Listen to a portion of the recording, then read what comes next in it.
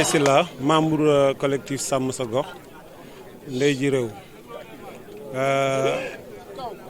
li ñu indi fii tey mooy wax ci kàddu Mbambilor yëpp ndax ku gis ñi fi taxaw xam ne toute obédience confondue ñëpp ñu ngi fi kilifay Mbambilor yëpp ñu ngi fi ñi jiite xale yi ñi jiite parti yi fi nekk yëpp ak ñi nga xamante ni bi ay kilifa lañ borom kàddu borom baat ñëpp ñu ngi fi yàlla dafa dogal jamono yi weesu am ku fi ñëw di jël suuf si nga xamante ne si waa Mbambilor ñoo ko moom Mbambilor yëpp yëg ne ñoo ko gën a soxla bi ci jiitu mooy li tax Mbambilor moom ko mooy décret 103 2006 dafa wax ne 1975 R bi buñ ko jëlee ci général Bertin dañ ko fi teg pour yokk dëkk yi pour ñu yaatu seen njaboot am fu ñu nekk ëllëg ñuy dox ba 2021 ñu 2020 am ñu dugg ci bureau signal ay nit ay kayit ne leen dem leen ngeen jël suufu Mbambilor ci jamono boobu fekk Mbambilor yëpp ñu ngi taxaw di xeex di wër di ut fu ñu def centre de santé hôpital gare routière terrain de football ak cimetière mu tekki ne ñun ñu ngi am ay jafe-jafe yu bëri ci am suuf ñu ne nag balaa ngay jox ñeenti nit alalu dëkkub lëmm ñun duñ ko nangu looloo waral ñu daje woon fi tey pour assemblée générale d'information ñu wax ne duñ ko nangu tey duñ ko nangu ëllëg lu mu jaral ñëpp jaral nañu ndax ñoo ko moom li ñu moom duñ ko xëccoo lii nag alerte dong la dañ doon wone ne suñu yëf ñoo ko moom suñu yëf yooyu ñu moom la képp ku bëgg a ñëw fokkar ci ko di nga fi fekk Mbambilor yëpp ndax tey yàlla dimbali ñu ba Mbambilor yëpp joxante loxo seetuñu parti bii la wala parti bële mais Mbambilor moo fi taxaw njabootu Mbambilor yëpp ñoo fi taxaw joxante nañ loxo incha allah lu fi ñëwati itam noonu la ñuy def dinañ taxawaayu doomu Mbambilor ndax suñu kilifa yi fi weesu noonu lañ mës a taxawee ba tey ñuy dem ba 2020 di fa fekk suuf soo xamante ni depuis 1900 la woon kon taxawaay boobu moo fi yeesaat tey lii xew nag sànq ci mbedd mi mooy xale yi yëg nañ ci seen bopp yëg nañ ne yëf yi duutul mag ñi rek ñooy dem di ko doxi si bureau ñu génne dem si tali bi ñu woowaat leen indi leen fii pour def déclaration bi pour que ñëpp xam ne lii moo leen naqari benn la muy terrain boobu ñaareel bi mooy 60 hectares yi nga xam ne dañ koo génn pour waa Mbambilor dañoo bëgg ñu jot ndax am na ay kaña yu fay jaar di ko caxatee kaña yooyu nag lañ bëgg ñu arrêté ñu delloo yëf yi seeni borom njaboot gaa ngi fi seen ëllëg dañ ko war a sàmm taxawul leen pour que li ñu war a fekk ñu fekk fi baneen bi mooy akis bii daf ñoo fekk si ñëw jël suuf si d'accord nañ waaye nañ def urbanisation boo xamante ne du tax Mbambilor tey Mbambilor kenn ñëpp ngi génn seen i kër ndax ñoo fatt yoonu ndox yëpp fi ndox mi daan jaar di dem Lac Rose yëpp ñoo ko fatt ñu bëgg ay décision yu ferme ñu jël gës yàgg nañ see dox yàgg nañ see wax dañoo bëgg nag saafara bi di faw mooy li may wax inondation bi loolu moo ko waral Mbambilor musul a inondé waaye akis bii bi mu ñëwee ak comico ni ñu organiser seen urbanisation moo indi yoonu ndox yëpp fatt ba kenn amatul foo jaar bi nga xamee ñaari xale ñàkk nañ fi seen mbakken fii ci akis dañ ne gouvernement bi dafay yebal ay kilifa ñaari ministre ñëw nañ fi jox ñu seen kàddu waaye lañ ñu waxoon ba tey gisaatuñ leen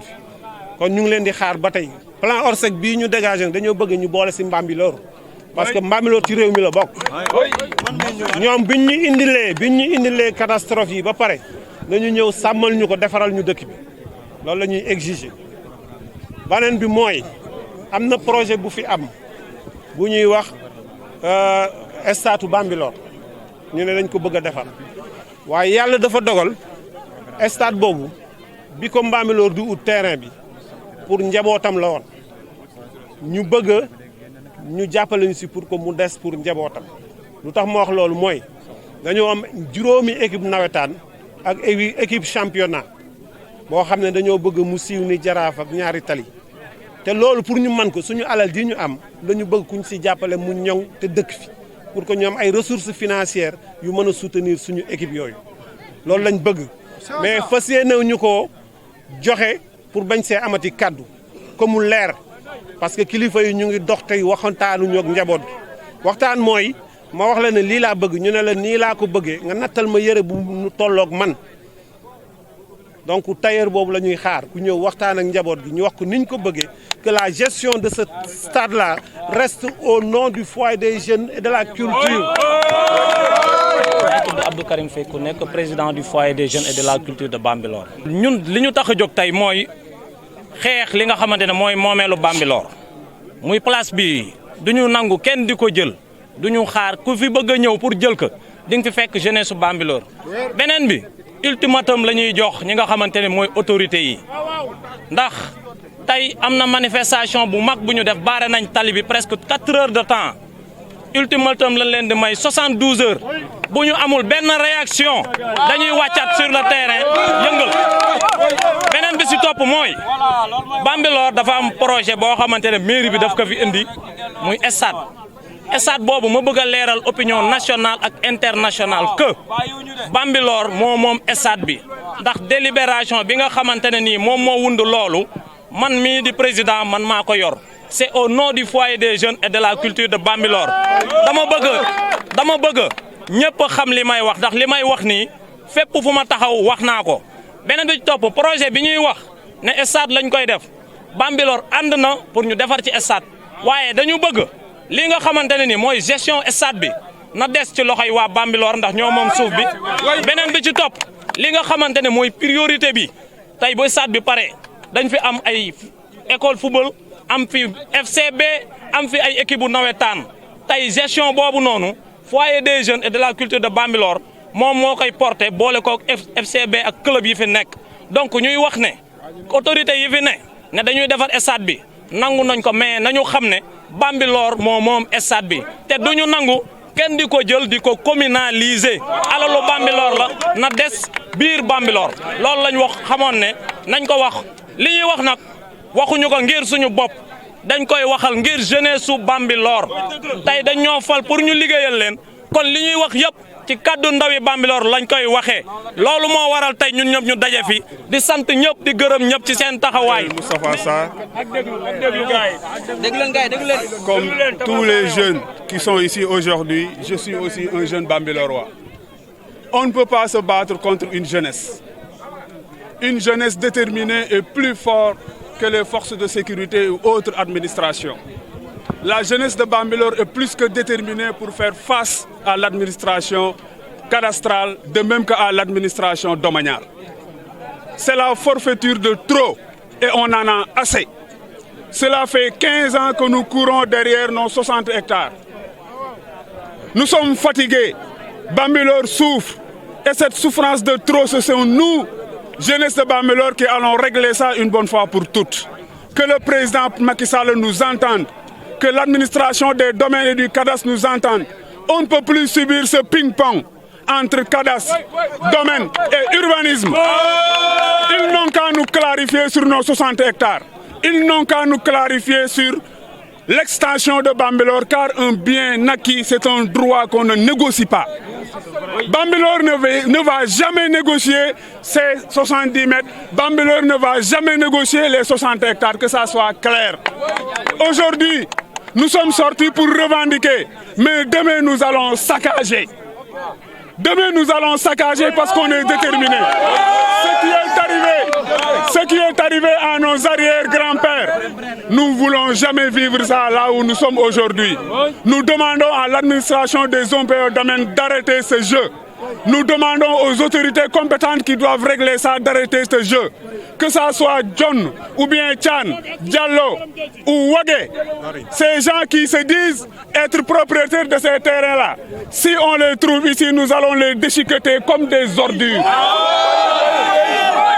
Bambilor ne va jamais accepter qu'une brique, je vous dis bien qu'une brique, soit posée sur ce site, si ce n'est bien pour une infrastructure étatique ou bien une infrastructure communale. Et on est déterminé pour de bon.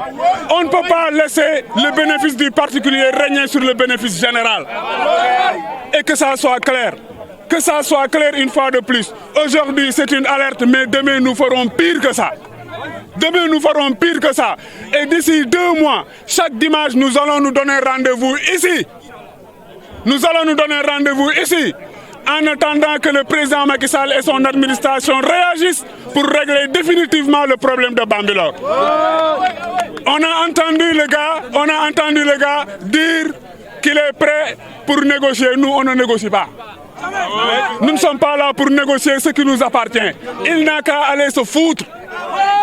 Il n'a qu'à aller se foutre, je me répète. Ce qui nous appartient, nous n'allons pas le négocier. Les 70 mètres carrés sont là pour Bambilor. Les jeunes vont en profiter pour s'épanouir. La commune peut en faire des infrastructures. Nous n'avons pas de lycée digne de ce nom. Nous n'avons pas de CM digne de ce nom. Nous n'avons pas de marché digne de ce nom. Nous n'avons pas de plan d'aménagement. Ce qui est en train de se passer à Bambilor aujourd'hui, vous voyez des milliers et des milliers de familles qui dorment sous la lune à cause des inondations. Il n'y a pas de plan d'aménagement, il n'y a rien pour Bambilor. Aujourd'hui, le projet qui est géré par le ministre Omar Gueye est là à Kermassar et ils ne veulent pas venir à Bambilor. Nous faisons partie de ce pays et désormais c'est fini. Je vous dis désormais c'est fini. Nous demandons directement au président Macky Sall de demander à ses services de venir une bonne fois régler le foncier de Bambilor. Nous voulons nos 60 hectares, nous allons réclamer nos 60 hectares au sacrifice de nos vies pour que les générations futures vivent en paix. Et c'est fini. 2 de nos enfants sont morts à cause des inondations. On a reçu la visite de 2 ministres. Et ces ministres qui sont venus ont fait des promesses que nenni, que dalle. Rien n'a été fait. Même le canal n'a pas été dragué pour que les eaux de ruissellement progressent jusqu'au lac. Mais quel est le problème? Mais est-ce que Bambilor ne fait pas partie de l'État du Sénégal? Est-ce que Bambilor ne fait pas partie de la région de Dakar? C'est une honte de voir cette situation. Des ministres qui viennent ici, qui nous font des promesses, au bout du compte, on revit la même situation. Et l'alerte aussi est lancée à la cité acquise et aux autres CDC et autres qui viendront ici. À partir d'aujourd'hui, Bambilor ne va jamais accepter que la responsabilité sociale des entreprises ne soit pas respectée. Ils nous doivent quelque chose et ils le savent bien et ils nous le donneront, Inch'Allah. Le combat va continuer. Le stade, le président a été clair. C'est lui le détenteur de la délibération du foyer des jeunes. Et le maire de Bambilor aussi est alerté. La direction générale des pôles urbains aussi est alertée. Nous sommes d'accord à ce que la direction générale des pôles urbains fasse du stade de Bambilor un stade moderne. Mais ça sera un contrat tripartite.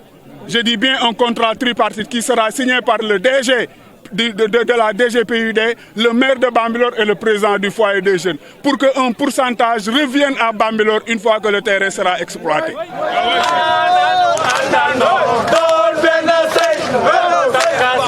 Don't